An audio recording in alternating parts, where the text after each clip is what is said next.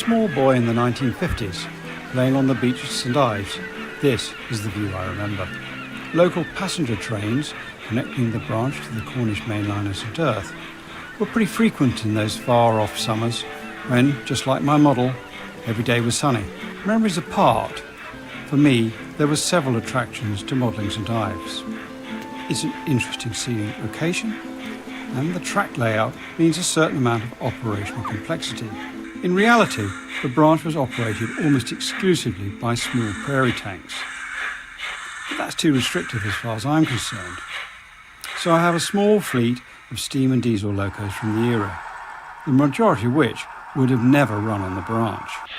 Remember, this is not an exhibition layout, but one constructed purely for my own pleasure. DMUs apart, all locos had to run round, and St Ives had long head shunts where occasionally empty stock was kept. I kept these as long as possible. The station was well signalled, but I added one at the platform end just to add a little bit of interest.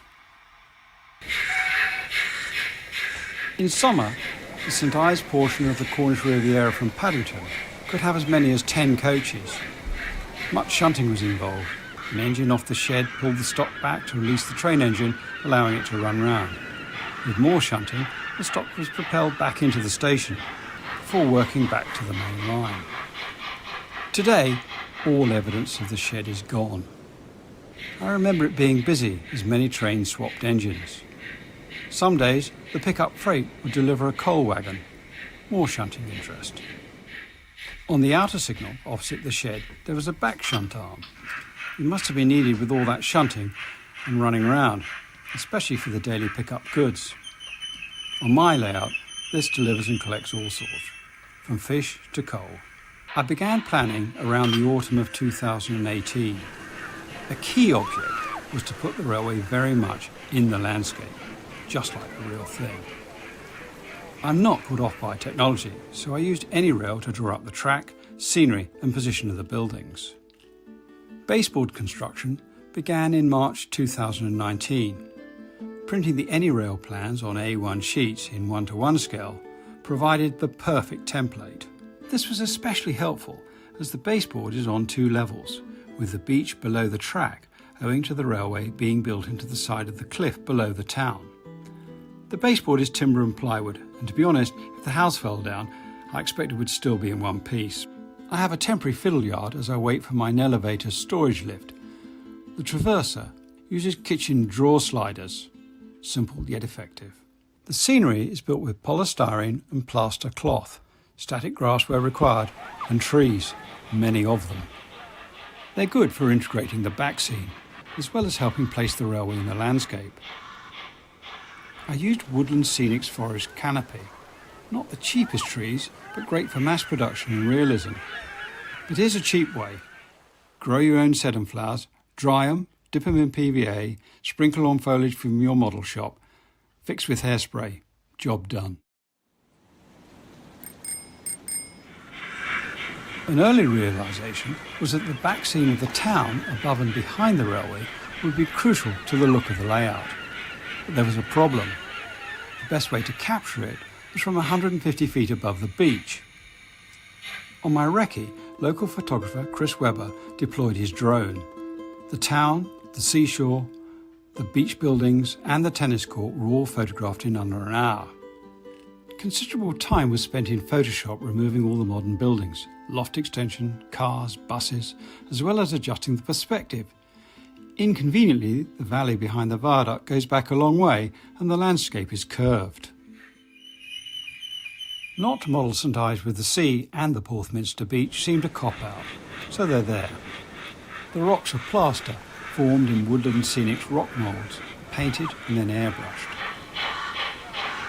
The sandy beach is notch sand mixed with PVA and applied with a trowel. The difficult bit is the sea.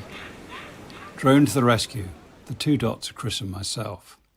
Here, having been photoshopped, the photo is ready to be printed out on gloss photographic paper. It's then shaped and stuck to the baseboard and covered with clear builder's mastic, matching the waveforms of the photo underneath. The mastic is teased with a coffee stirrer and painted with Woodland Scenic's white water highlight. The station buildings were constructed by professional Peter Smith of Kirtley Models.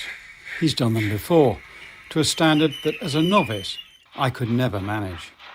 Peter also built the Trevessa Hotel, which is an unmissable landmark as far as the railway is concerned.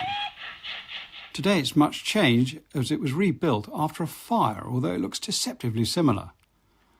Thankfully, it's in many railway photographs, and helpfully adjacent buildings are of the same era. I did, however, discover the pleasures of scratch building and have embraced Peter's techniques. Broadly, construct a shell in plasticard and face it with paper textures originating from photographs. These are made in Photoshop or similar program. For example, this is a St Ives house, and here's how I've used it. First, the picture is adjusted in Photoshop and printed out. Matte paper's best. Then, the paper texture is applied to the model. Today, this Edwardian villa is very much changed, and I could only find one very distant picture of it in the 1950s. In front of the railway, Porthminster Beach has two iconic buildings, the Café and the Colonnade. Replicating these as they were in the 1950s is relatively easy, as there are many photographs. What wasn't so easy are their very distinctive balustrades. 3D printing was the answer, and once again I got in a professional, Ryan Taylor of Smart Models. The walls of the Colonnade and the Café are rendered, the texture not really suited to the paper print technique.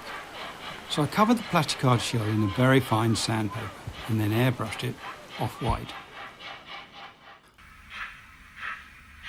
The layout is DCC. For me it was a no-brainer. Simple wiring, although that's relative. Better control and sound on the locos. Another plus is there's no need for a wired control panel. The points and signals are controlled with Big Bear on an old laptop. Pico bullhead track is ballasted with a variety of shades of mostly N-gauge ballast, finer as it's a station area. I had to use one Pico Code 75 three-way point to keep the viaduct a reasonable length. When they do it in bullhead, there'll be a major track relay. The tennis court, by the way, is from another drone photograph.